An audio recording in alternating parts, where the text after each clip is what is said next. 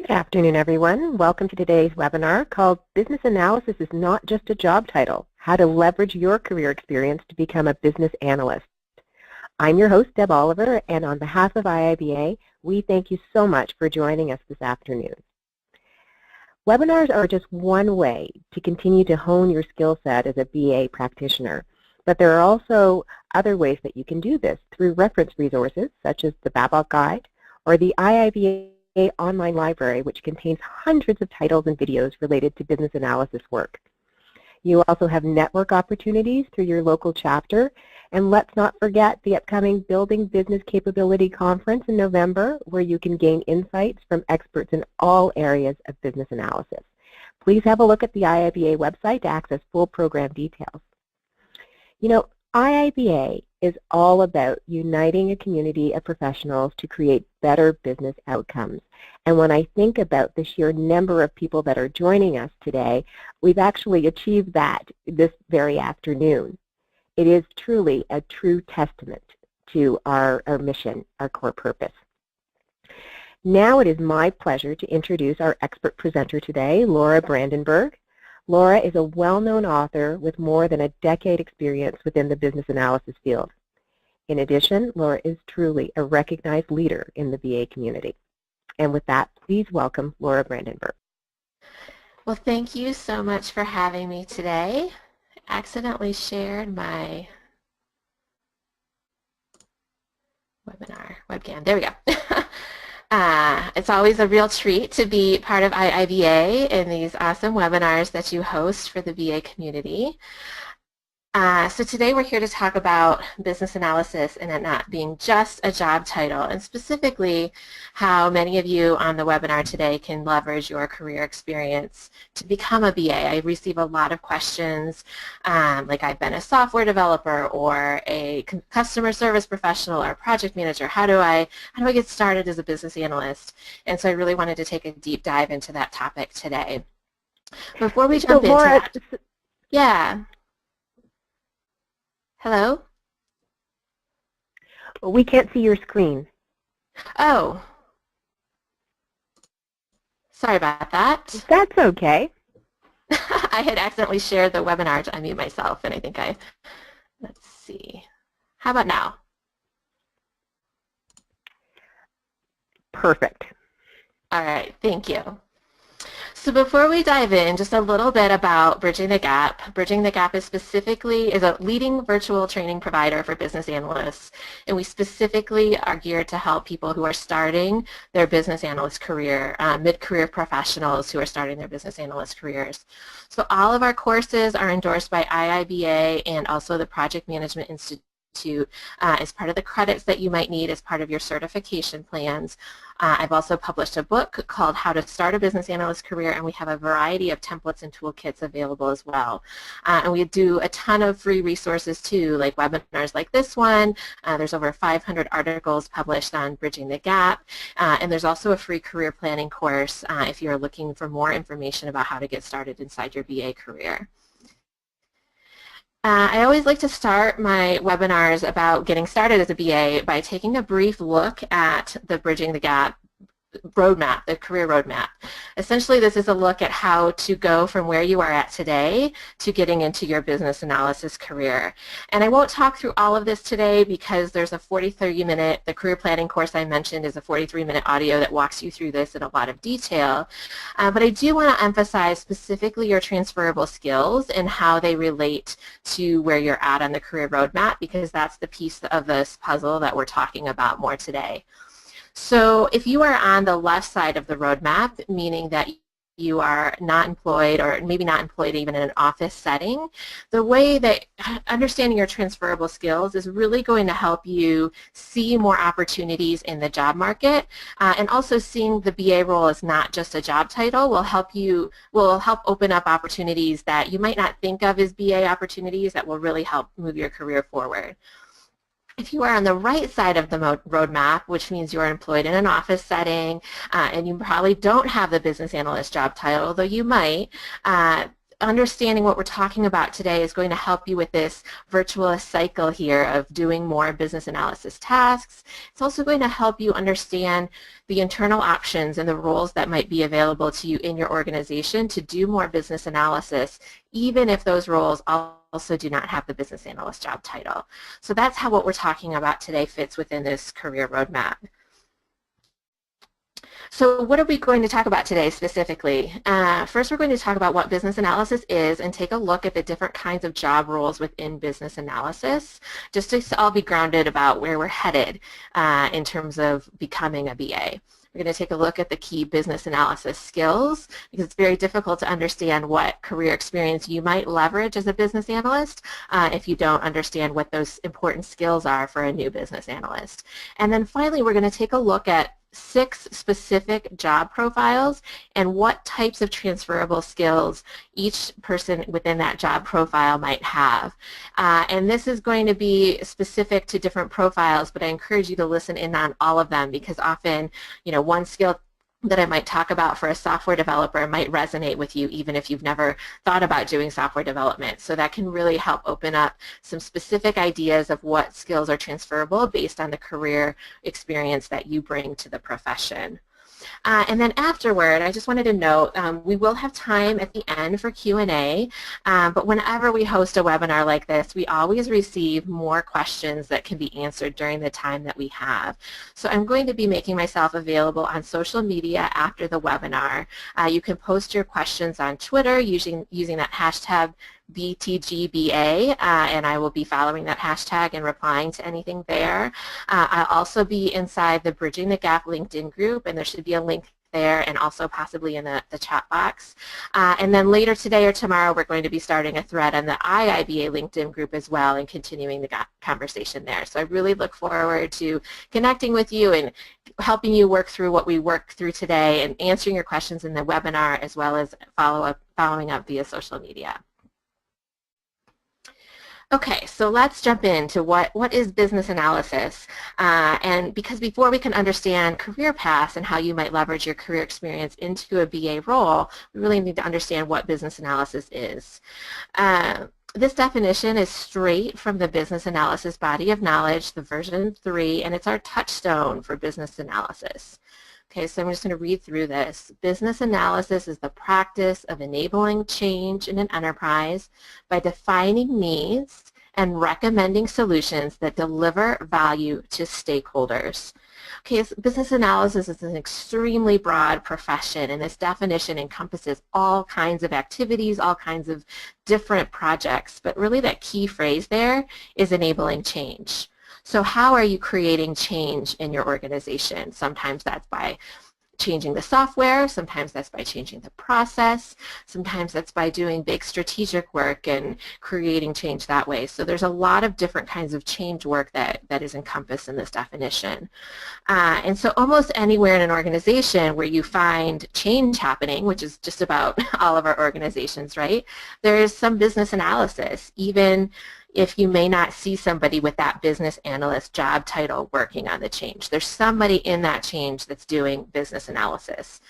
And that's really that core point, again, that's the title of this webinar, is that not all business analysis is done by those who have the title of business analysts.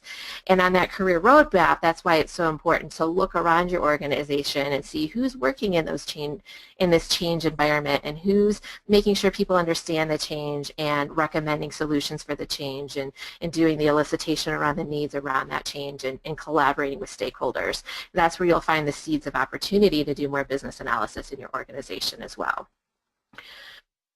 But inside of that, what does a business analyst really do? This is a look at business analysis from more of a project perspective. Not all BAs work specifically on projects, and business analysis definitely isn't confined to project work, but that's still where we find kind of the easiest to grab onto BA opportunities is within some sort of project context.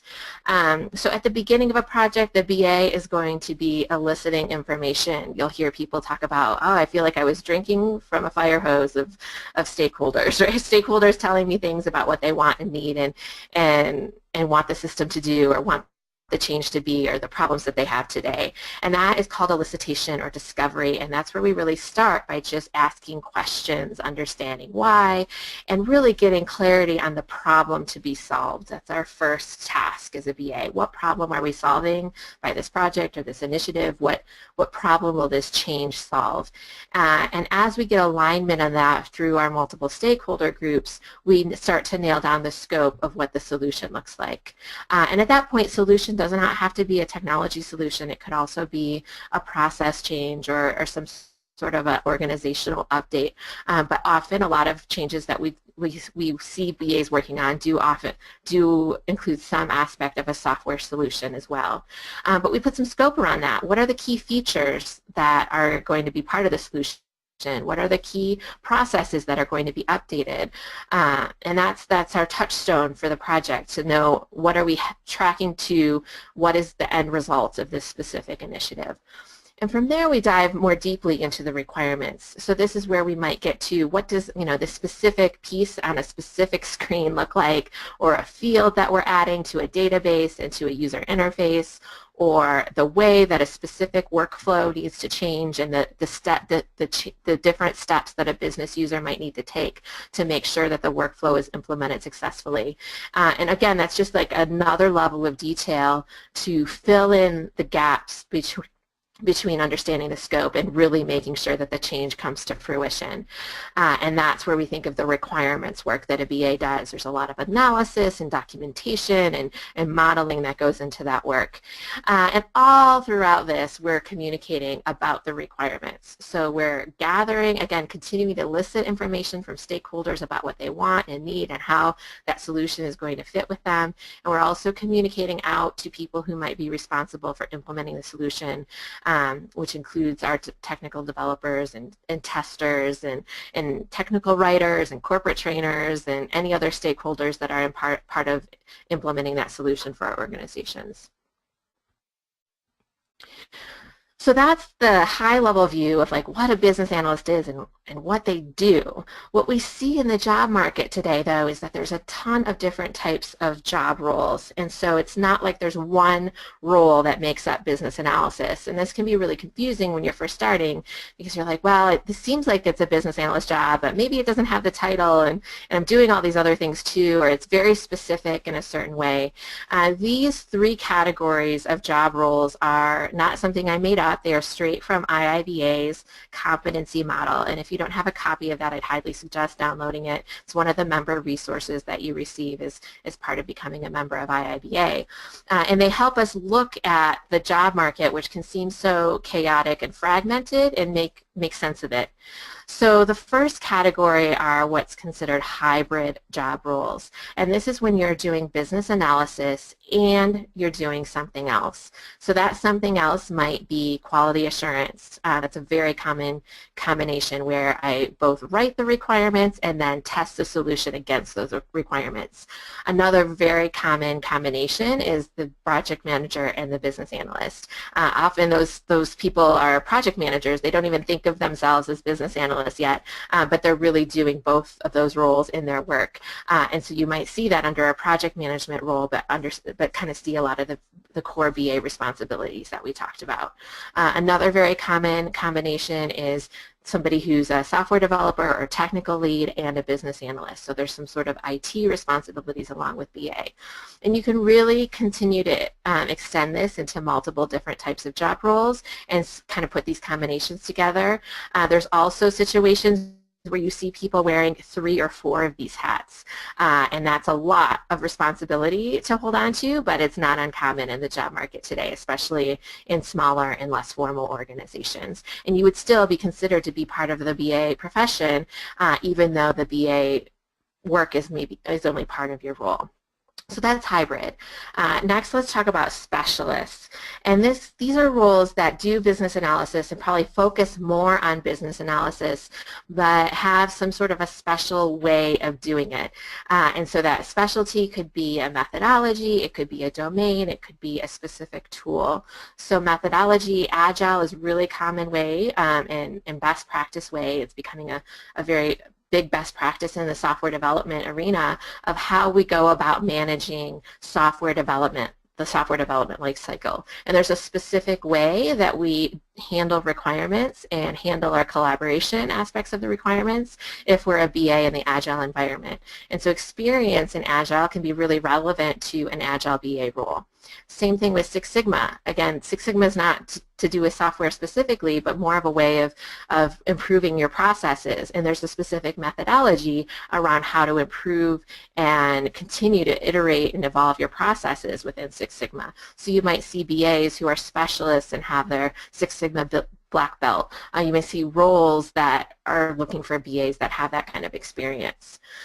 Domain, this is where we talk about more of the business side. So if you see roles that are specific business industries, retail, finance, mortgage industry, banking, those are all very common specialties where the organizations in those industries tend to prefer to hire BAs that have some industry experience and kind of know the lingo of that domain.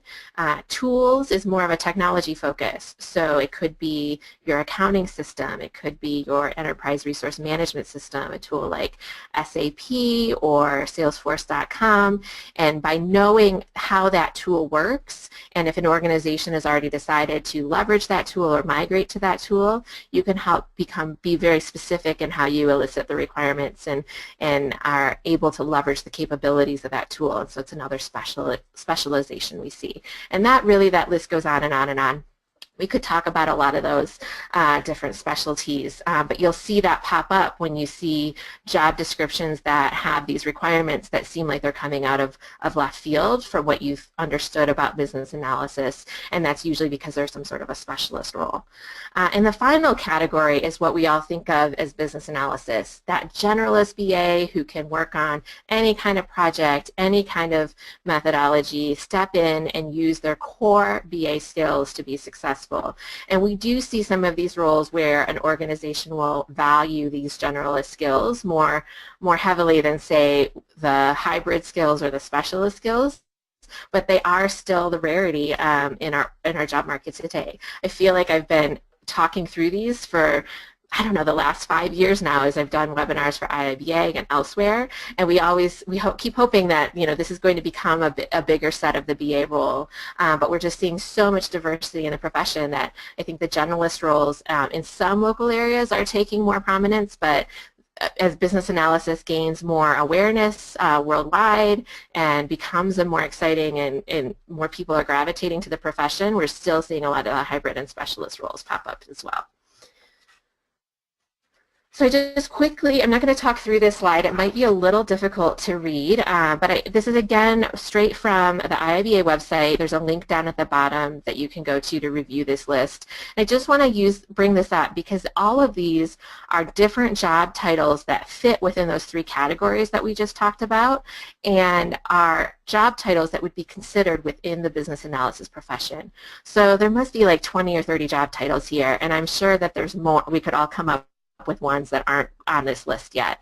And so another way to just be thinking about how diverse the profession is, how broad-reaching it is, and how if you have one of these titles today, it's very likely that you are also going to be bringing experience into the profession or might already really be in the profession and part of the profession. And so for you, it's more of acknowledging that, yes, I am a business analyst, even though my title is process owner or product manager or information architect, for example.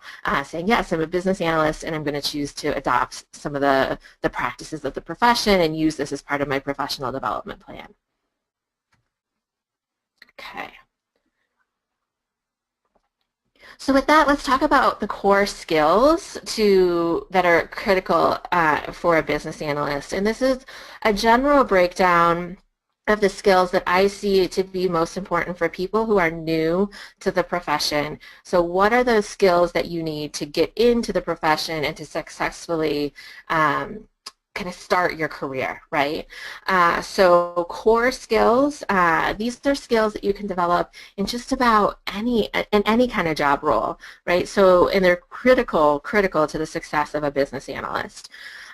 So the ability to communicate well in written form and in verbal form, the ability to solve problems and think critically about problems, really critical thinking skills, or you can imagine multiple scenarios where you may have developed those. Definitely very important in your business analysis career as well. And then facilitation skills, so the ability to facilitate meetings and discussions. For a BA particularly, that tends to be small working meetings of project stakeholders where we're collaborating about the requirements. On a more senior level, you might get to a larger requirements workshop, but to get into the role, typically that ability to submit or to facilitate a meeting of, say, 3 to 5 people about a requirements-related deliverable or requirements-related task is really the kind of the entry-level role when it comes to facilitation. Next on the list are business analysis skills specifically, and these are specific to what we do as business analysts. So documentation and specification, this is how we document the requirements, and this is going to be different. The actual documentation will be different based on the type of organization or the methodology in place in your organization. For example, one organization might have a BA that creates a business requirements document, or BRD, if you've ever seen that in a job posting. That's typically a more waterfall type organization that does a big document with all the requirements up front and then hands that over to the software development team for implementation. In your more agile organizations, you'll see requirements like use cases, user stories, product backlogs. Again, it falls into the category of documentation. It's just a different way to document the requirements and to specify those requirements for your team. Let's see, the ability to analyze those requirements. So documentation is the output, but analysis is the process we go through to figure out what those requirements are, along with the elicitation and communication and the questions, but the analysis is the piece that, our critical thinking piece of how we actually figure out those requirements. And hand in hand with that is usually some sort of visual modeling. So writing the text of the requirements is very important, but coming up with visual models that put that text in context is also extremely important. And that often helps us facilitate the analysis process by choosing a good visual model that represents the requirements and helps our stakeholders think through those requirements. And then finally, there are specific tools that business analysts use to manage requirements, and those don't tend to be super important from an entry-level perspective. Obviously, tools like Word and Excel and PowerPoint, being able to use basic office tools. There's more advanced tools to manage the requirements. Those don't tend to be needed when you're new. They tend to be needed for roles that are specific to implementing those tools within a business analysis team and managing the BA process within that team. Again, not kind of important for a new business analyst. The next category is soft skills. So these, again, develop in all kinds of roles: relationship building, earning trust with your stakeholders, being able to kind of reach out and build relationships with people and not just rely on them to step in, but really be proactive and be their partner in the project. Being able to manage your own work is really important. As a BA, we don't tend to have somebody managing us day to day or hour to hour. We have to take a task and figure out how to create success on that task and implement that and finish it and see it through to the end. Having a thick skin, we get a lot of feedback as BAs, and not all of it is but by design, it almost has to be critical feedback. We might put a draft of a visual model out there, and our best outcome is that our stakeholders tear it apart for us and help us rebuild it so it better represents their needs. And if you're thinking that you have to get that model perfect the first time, it can feel like that takes a bit of a thick skin to get that feedback. And then finally, being able to handle ambiguity. So at the beginning of a project, there's a lot of uncertainty, there's a lot of ambiguity, and business analysis is really all about taking ambiguity and bringing more and more clarity to what the desired outcome is, to what the requirements are. So you don't want to live in ambiguity forever, but you have to be able to handle some ambiguity at the beginning of the project and then gradually lead your team and facilitate your team to getting more and more clarity around the requirements. And then finally, on the far right here, we have our specialist skills, and these are the types of skills you see pop up for those specialist roles. And they might be technical, domain, methodology specific. We kind of went through some of those when we talked about the specialist job role. Okay, so we've talked about what business analysis is, what types of job roles there are within business analysis, and what kinds of skills you need to be successful as a new business analyst. So that's kind of our grounding, right? So if you're sitting here and you're saying, today I'm a software developer, how do I become a BA? Or today I'm a software tester or a subject matter expert, how do I become a BA, right? You've got to figure out kind of where you want to go within that profession, and then you can craft a plan to get there. What I wanted to share now, because I receive a ton of questions around how specifically do I leverage my career experience and what are the next steps I should be taking given my career profile. So just talk about some of the more general and common career profiles I hear about, and how what the transferable skills that you might have are, and what opportunities you have to grow your experience and to continue to expand your experience and move closer to more of a BA role. So that's what we're going to talk about next. We're going to talk about 6 different roles: software developer, customer service representative, software tester, project manager, technical writer, and subject matter expert. And then I have that insert your career background here. I just picked these 6. We can definitely talk about your specific career background in the Q&A. And also I would still encourage you to listen in, because most likely I will touch on something that is going to resonate with you in one of these other profiles. And so, listen into all of them and kind of pay attention to what resonates with you no matter what your career background is. So first, let's talk about software developer. So software developer is the person who's responsible for building or developing the software.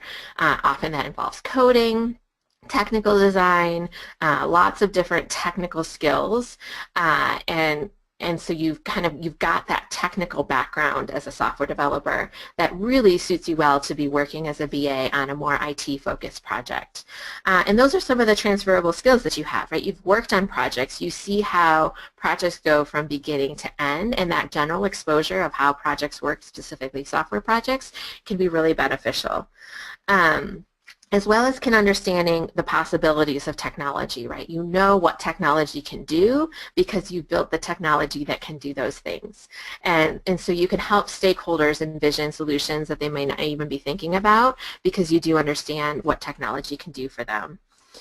You tend to be highly analytical, and so this helps with the requirements process. You've probably received requirements that were incomplete or had gaps, and you figured that out and either filled in those gaps with your own idea of requirements or ask questions to fill in those gaps, and that's that analytical piece. You've got that analytical piece down of how do I take a requirement and build it out into a solution. You might have specific knowledge of specific products as well, like a specific tool that's used in the business community and how to administer and enhance and migrate an organization to that tool. And you may have even done some specification work depending on the methodology in place in your organization. And it may even be very close to requirements if you start to look at it and match up what you've done with requirements. That really depends on how close your software development role and how much of a hybrid role you are in when it comes to that software development BA hybrid that we talked about. So what opportunities do you have as a software developer? One of the most important things is to make sure that you're interacting directly with your business stakeholders. So often, right, you might be interacting directly with other professionals on the team or with the BA or the PM, and how can you get yourself a seat at the table so that you're first maybe hearing what the business stakeholders want and then having those conversations with them. And you don't want to work around your process to do this, but often there's opportunities to get into those interactions in some way. And then as you're doing this, the other opportunity is to really practice using the business terminology and to practice losing that technical jargon. So developers can get really caught into solution mode and, oh, do you want an HTML pop-up box like this, or do you want, this to be in Java or .NET or whatever, those kinds of things. Business users don't typically care about the how of the solution or the technology behind the solution. They are going to talk about what they want a system to do, maybe, or what problem they want to have solved, how they want things to work, or what's wrong with the system today. And so really practicing using that business language is so important, especially when you come from that technical background. Doesn't mean you have to forget that technical jargon. It just doesn't become your primary mode of communication, especially when you're talking to business stakeholders. Okay, so I wanted to start with an IT role and then bounce right to more of a business-focused role, because what I see a lot of people think, oh, you have to be technical to become a business analyst, or if you're technical, they think you have to be a business person to become a business analyst, because you see both of these sets of requirements in the job role. And what I've seen in my work helping people get started as BAs, it's about 50-50, technical background, business background. So let's move to a business background now, and we'll start with the customer service representative. So a customer service representative, there could be a lot of titles around this too, but just think of somebody who is on the phone interacting with customers either around a sales process, so it could be almost a sales representative too, or fulfilling that sale and resolving issues related to that the customer has using the sale, using the product or the service that they purchased. So in that role, you tend to be excellent communicators, right? You cannot be on the phone with customers unless you are a great communicator, and that's verbal communication. And if you're also doing chat or email support, that could be written communication as well. And most likely, if you're really good at that role, you're also good at relationship building and building relationships really quickly, because you have just you've got a frustrated person on the phone or that you're helping handle with something, and you're going to be building a relationship with them and earning their trust really quickly. You probably know how to solve problems and kind of see workarounds and analyze and figure out how to get from where the customer is to the solution that they want. And you might even have deep domain knowledge within the industry that you're in, and that can be very valuable if you look at some of those specialist roles within a domain. What are some of the opportunities for you to grow within business analysis? Look at where you could champion a project to solve a customer issue. So often, if you're in this role, you're probably thinking a lot of your problem solving is probably workarounds and what can you do with what you have in place today to solve the problem today and an urgent need. How could you think more long term about how could we do something different or change something in a big picture in our organization so that we don't have these customer issues anymore. So kind of get past the workarounds and into those bigger picture problem solving tasks. You could also just volunteer to represent the customer on a project as a subject matter expert. We're going to talk more specifically about the subject matter expert role later, but basically you become the customer's voice. And in a lot of the work I did on products as a BA, we always had somebody from our customer service team who assisted the product manager and worked with the product manager and represented the customer's voice on the project. Look for ways to practice those specifications. So email communication is great, but now let's get more specific about what that solution looks like. Practice writing requirements. And meeting notes is also a good way to get practice with that more written communication. So you could volunteer if you're in a meeting to take those notes. It helps you be a more active listener, gives you license to ask follow-up questions and make sure that everybody's really speaking clearly and talking to each other clearly, and gets you some exposure when you start sharing those meeting notes for the team. Okay. Next, let's talk about software tester. So software tester and business analysis are like two sides of the same coin, right? So a BA analyzes and documents the requirements. The tester confirms that the solution meets those requirements. And often software testing happens in the context of a software project, right? You're testing the software of the solution. So as a tester, you probably have experience reviewing specifications and knowing exactly what it takes to make a good specification. I know when I was a BA, I was always, my QA engineers always poked a lot of holes in my specifications, and when I was a software tester, I was always the one asking those nitty-gritty questions of like, well, how is this little scenario in this case going to be handled? And that helped the BAs make sure that they were covering all those issues in the requirements, or all those scenarios in the requirements. So you know what makes a good requirement specification, you know some of those questions to ask, you know how to think through and analyze that and figure that out. Again, like a software developer, you've got exposure to projects and you've seen how they flow in your organization. You've probably got strong written communication by creating test plans, writing defect reports. And another way to think about your defect reports is a lot of times defects that come from the business community, sometimes they can be new requirements, right? So you might have actually, in the process of writing defects, have specified some requirements, and that can be a really good piece, a transferable skill when it comes to writing specifications or documenting requirements. And that critical thinking that it takes to completely test a solution also tends to be a very strong skill set for a software tester. But where do you need to grow? Often it's more about interacting directly with those business stakeholders and trying to get ahead of the process, right? So you're, as a software tester, usually on the receiving end, kind of at the end of the project.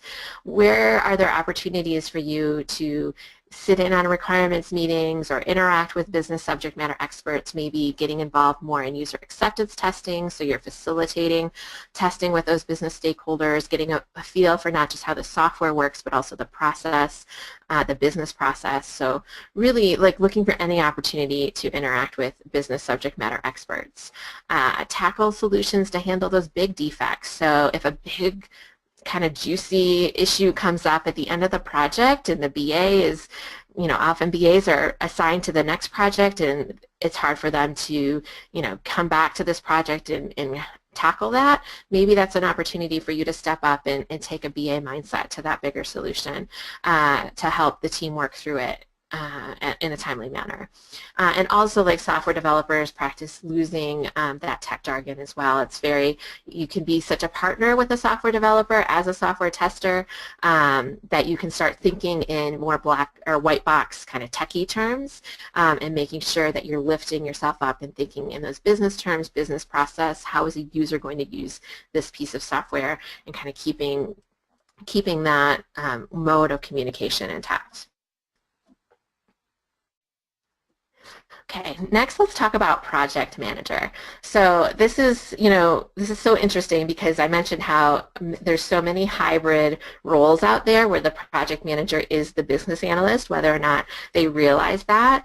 But in its purest form, and by, you know, formal definition, a BA works on defining the problem and the solution. That's the enabling change, the understanding needs, the possible solutions part that we talked about in that core definition. And a PM oversees the solution delivery. So that can be budget, timeline, how are we going to solve this problem, and what does the solution look like, and who is all involved in creating the solution. So that's the technical split between a BA and a PM. As a PM, you're very likely to have very strong communication skills. Just like a BA, you've probably dealt with higher level stakeholders and stakeholders all throughout the organization, facilitated a lot of meetings, created documentation that might be very similar to scope documentation, business needs, scope, high-level documentation, where we see a lot of BAs maybe needing to take, or sorry, PMs needing to build up their skills a little bit is in the detailed analysis of the requirements. So a lot of the projects I've seen run by a hybrid BA PM, that detailed of what should the system do can sometimes be assigned to the business stakeholders who are subject matter experts as a to-do in an environment where there's not a BA assigned. So that might be another opportunity for you to take over some more BA tasks as a PM. And also spending some time discovering the business problem and the value. So as a project manager, you can get really focused on what can we do within this budget, what can we do within this timeline, how is it going to work, what's the scope in terms of timeline and budget and features, but not so much in terms of what's the core business problem and the value and how can we how can we understand that problem? So just spending some time not thinking about how we're going to manage the project, but what the problem is and why the project exists in the first place. All right, and we're on to our last profile, which is good. We should have lots and lots of time for questions here. Oh, no, actually we have 2 profiles, sorry, but we still should have lots of time for questions. So I've mentioned subject matter expert a few times in terms of that being a role that you can play in your transition to business analysis. And a subject matter expert is really anyone who sits on a project and represents an area of the business, and they really are a business stakeholder on a project. And as an SME, you could have any number of job titles. You could be an accounting representative, a human resources manager, corporate trainer, marketing analyst, you know, the sky is the limit. Any role that has, or any business stakeholder role really can serve as a subject matter expert on a project. And one of the core transferable skills that you have is that knowledge of the business domain, which can be so important when the domain, you know, for those specialist roles. So that could be your business domain. It could also be a functional domain. So like a human resources representative would understand how human resources runs and how the kinds of functions and processes that are typical in a human resources department, which could be transferable to many different industries, but is specific. And you might find roles where the BA is focused on helping the human resources department, and you would be a good fit for those kinds of roles. And then depending on how far you've taken your work as a subject matter expert into business analysis, you could also have analytical skills, communication, facilitation, specifications, like all different kinds of roles there. And it's really, you're going to have to do a little digging to figure out what specifically maps based on the experience that you've had and the kind of work that you've done. What other opportunities do you have? Look at the projects that you're involved with today and see how you could become more of a contributor. So often a subject matter expert is called into discussions and asked questions. Is there a way for you to do some more writing or do some elicitation yourself within your team? Is there a project that you could champion? So instead of waiting for a project to start and being assigned as the SME, is there a project that you could champion from the beginning and work some of that needs analysis and scope documentation that happens at the beginning? And similarly for the more detailed analysis. So if you're thinking about you know, what you want a system to do, could you create a list of requirements or mock up a user interface screen of what you'd like or map out a process flow? Those would be different visual models. So practice using some of those BA techniques to communicate what you would like out of a process or of a project, and to share your expertise in more analytical ways. And then now we are finally at the last one, and that's the technical writer. So, and this tends to be a really common path into business analysis, and we see a lot of technical writers growing into BA roles. And a technical writer is essentially someone who does the functional or some sort of specification. Typically that specification gets created at the end of the project to reflect what was actually built or changed. So a technical writer might create the user manual for a product, or they might create the help documentation for a product, or they might create like the process documentation for the internal users to use for that product, right? So that, but they're typically at the end, kind of once all the discovery process has happened, really creating clear documentation that articulates how the change has been implemented or what should happen once the change is implemented. So transferable skills, very strong written communication skills. Unlike a lot of the other roles, technical writers tend to be very comfortable with things like requirements, specifications, and a variety of different visual models that represent the current state of the system and process. Very analytical, because you've probably discovered what that current state is to put it into the documentation. And sometimes I've even seen technical writing roles where you really are doing the detailed requirements in partnership with somebody who's more on the other side of the business analysis coin. So sometimes you've really got that visual modeling and requirements experience. So some opportunities to grow even more into a BA role. Be more proactive about some requirements discovery, and you could start by defining requirements for the technical specs for your projects, right? So use that as an opportunity to kind of scope a mini project inside of a project. More requirements for the technical specifications, perhaps champion a project that you see you know, an issue maybe like we don't have a great way of doing our help documentation. We could really use a new tool that would integrate with our systems to do the help documentation and champion a project like that and take the role of a stakeholder subject matter expert and see that through from beginning to end.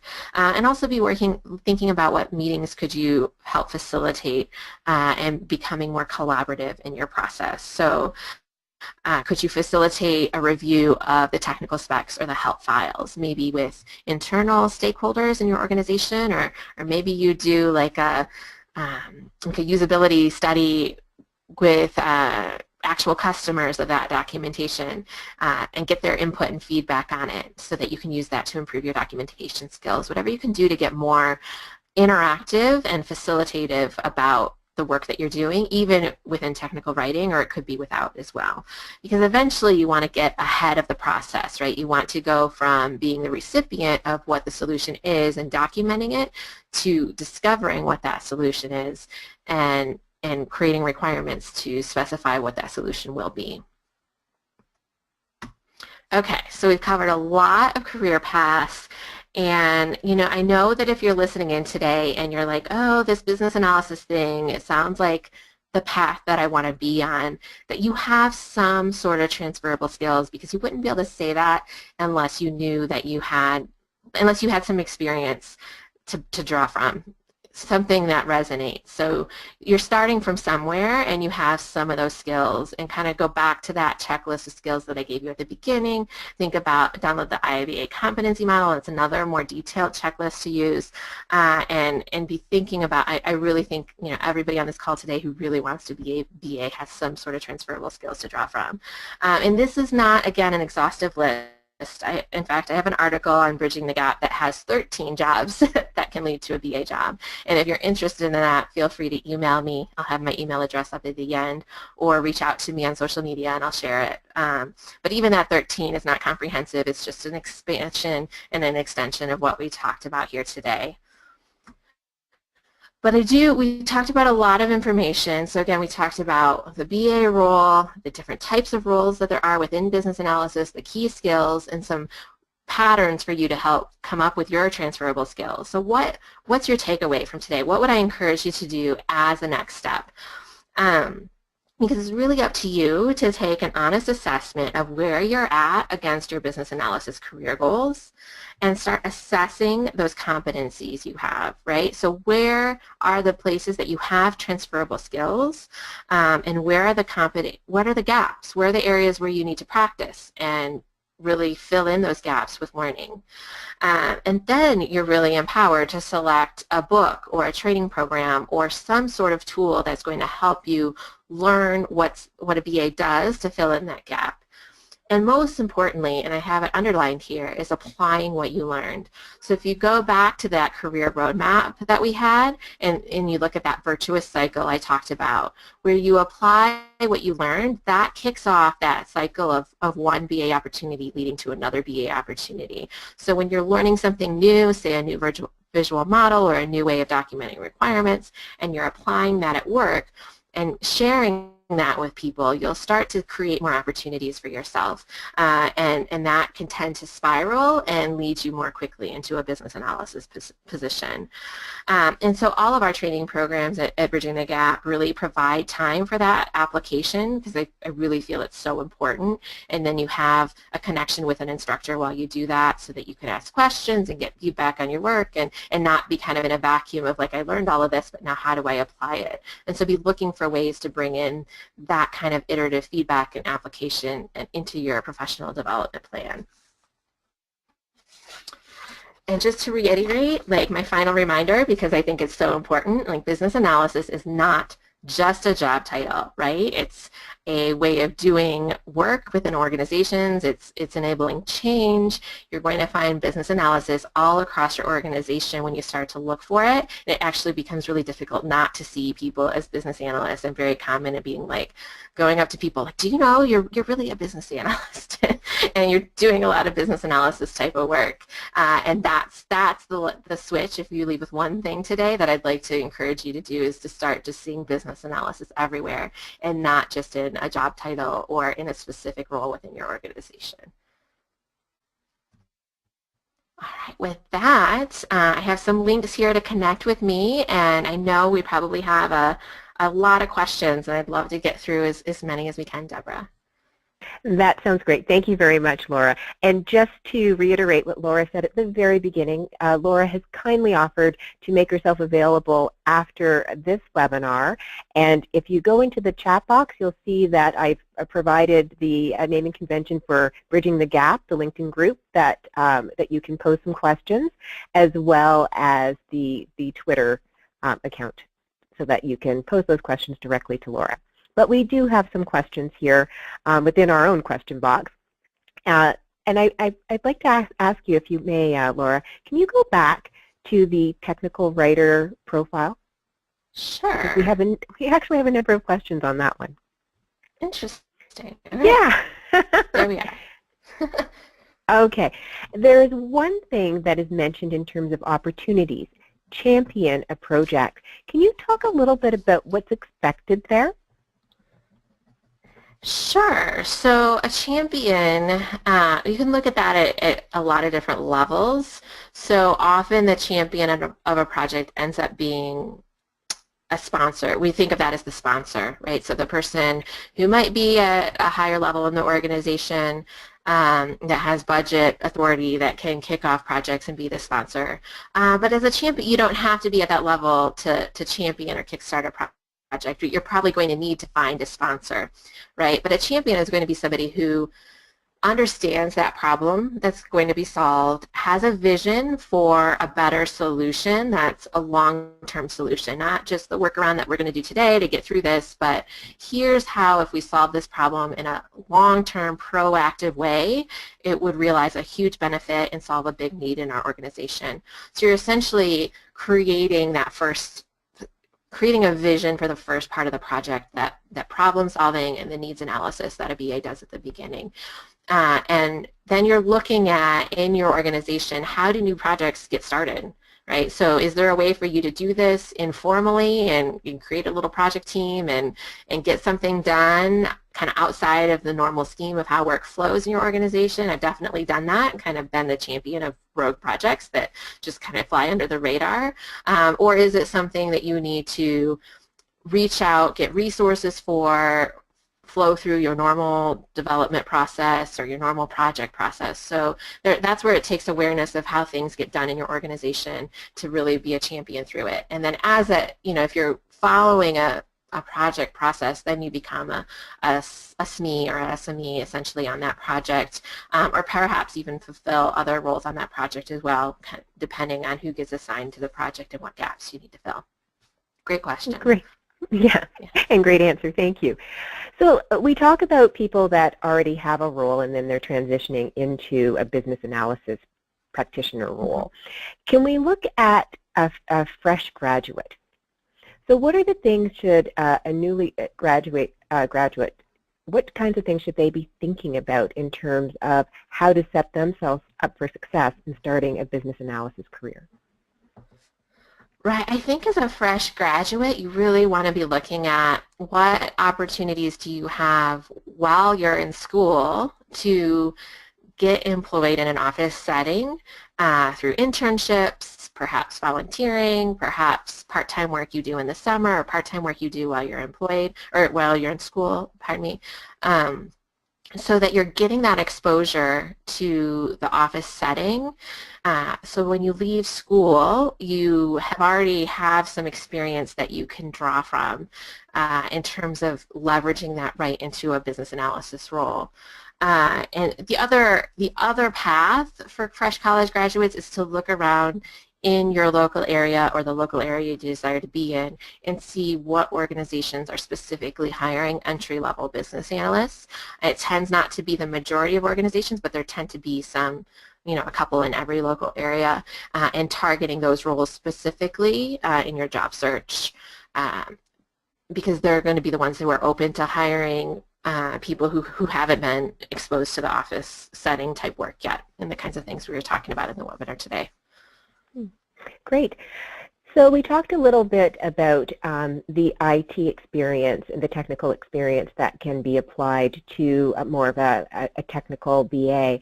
But what about more of those soft skills? Can we talk about things like facilitation? Do you have any suggestions for a person who has more of a technical background who wants to get into more of a business analysis role, how they can actually develop those facilitation skills?